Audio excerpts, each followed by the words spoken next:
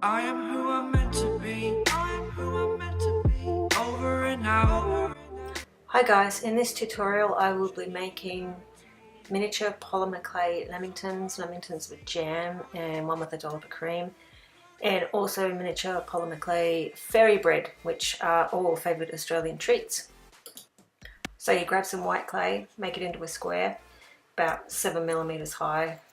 I like to make it a little chunky because lamingtons are chunky. Then you grab a dotting tool and you texture all the sides and the top if you want to. It's not necessary in this one because we're covering it in chocolate icing, but I just wanted to do it. I will show you how to do a close-up of the dotting technique. Basically you put the dotting tool into the clay and you pull it back out and it makes a little bit of texture, and I like to pat it down and then redo this a few times just to get layers into things like bread and cakes. And then there's the swirling technique where you're basically scratching the surface of the clay. You can go a little deeper and you make more texture, and this is again for cakes, crumbly cakes, anything like that.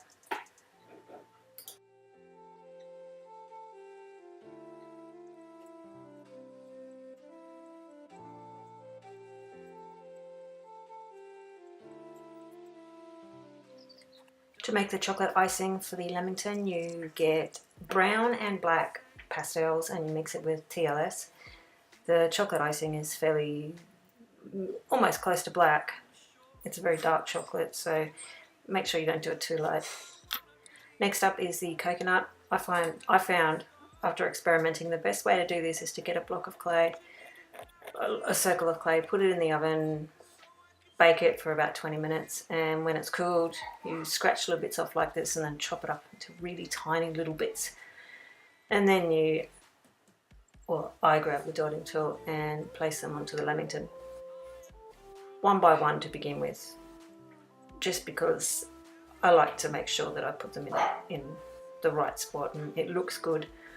Once I have covered it, I can then roll it in the coconut and it doesn't seem to make as much of a mess.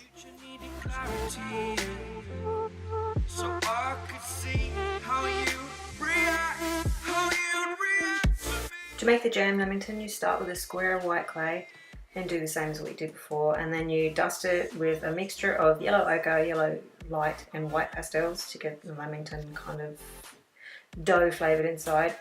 Then you texture. Again, this isn't necessary because you'll be covering 3 of the 4 sides in chocolate icing, so one side needs to be textured. Then you place the lamington into the freezer for about 10 minutes and get it out and cut it in half, and then you texture it. Putting it in the freezer allows it to be easier cut. To make the strawberry jam, I just got red and black pastels and mixed it with TLS, and then I added little chunks of red clay just to make little lumps of fruit. And then you spread it onto the lamington base, place the top back on and push it into a nice little square again.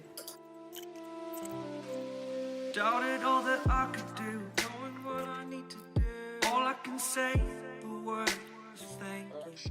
Then once I put the lid back on, I retexture it a little bit and I add some jam so that it looks like it's falling out of the lamington, and just add it around all 4 sides, even though 3 of them are going to be hidden. And then retexture it and then add some more pastels if you don't think it's the right colour, and then cover it in the chocolate icing that you made with the TLS and the brown and the black pastels. Then add the coconut again and roll it or place it one by one or however you want to put it on.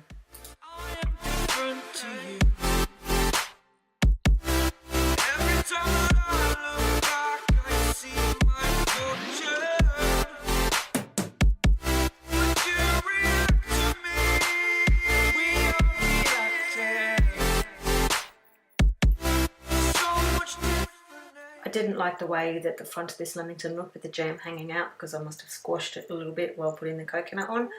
So I cut off a little bit and then retextured and put some more pastel on it, and I was much happier with it.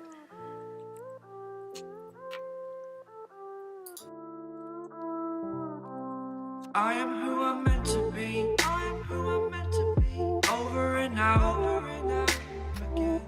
My future needed clarity, so I could see how you react. To make the lamington with the bite out of it, you just get your X-Acto knife and cut out a little bit of the lamington. Then you colour it with the open bit with your yellow ochre and white pastels, more to the white side, and then you texture it. I like to keep the little bite bit and texture it as well, just to add onto a fork on the display plate. To make the white cream, you add a little bit of white clay and mix it thoroughly with TLS. You could use Fimo Deco Gel, but I prefer TLS. I don't know why. Just use whatever you prefer. Then you put it on top of the lamington like a little dollop. I like to make little splodges go down over the lamington just to make it look good.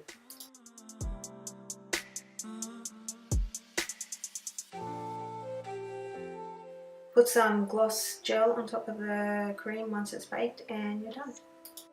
To make the bread for the fairy bread, I get brown and white clay and mix it together and presto, get dough coloured clay.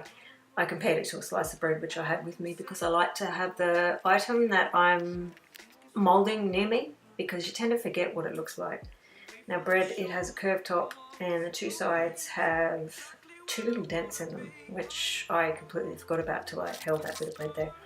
The bottom is more sloped down and the bottom crust is a little bit shorter. As you can see, there's the dents I made. There's the dents in the bread. One side is deeper than the other. And the bread is very airy and doughy, as you can see. So when you texture it, make sure you get lots of airy, dotty, dot it quite a few times, pat it down, dot it, pat it down. And also, with the dotting tool next, I lower the middle of the bread because the middle of the bread is a little bit lower than the crust. The crust go a little bit higher than the bread. That's what I'm doing here with the dotting tool. And then you texture it again. And the sides, the crust, you don't really dot them, you scratch them a little bit with the dotting tool. Now I coloured the crust with pastels, so I used dark brown and black for the top, yellow and white for one side, yellow ochre and yellow and white for the other side, and yellow ochre and a bit brown for the bottom. The top is always darker, the bottom's usually a little bit staggered in colour, and one of the sides is usually a lot lighter. Then margarine is just TLS and some yellow pastel, and I smooth it onto the unbaked bread. You could do it on baked bread if you wanted to, it doesn't matter, but yeah, I smoothed it on.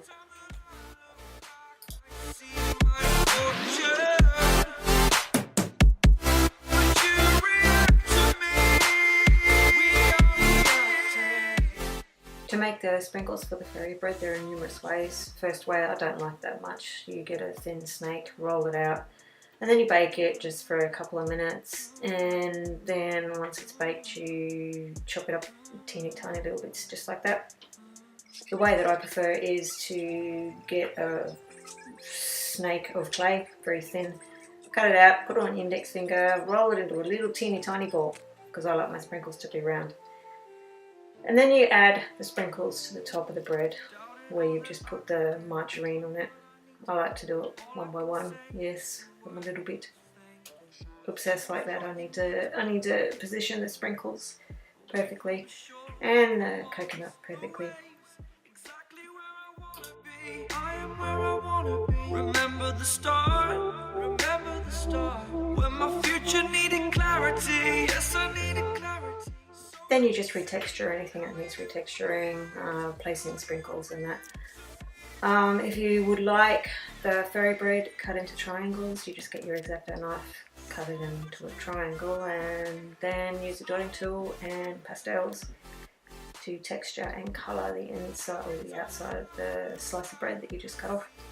You can also make the fairy bread without crust and just make triangles, or you can make it 2 slices of bread put together. You can do whatever you want. So much different, eh?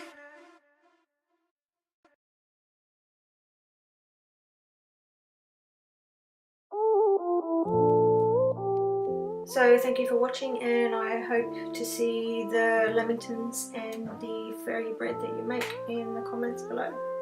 Bye. I am who I'm meant to be. I am who I'm meant to be. Over and out again. My future needed clarity.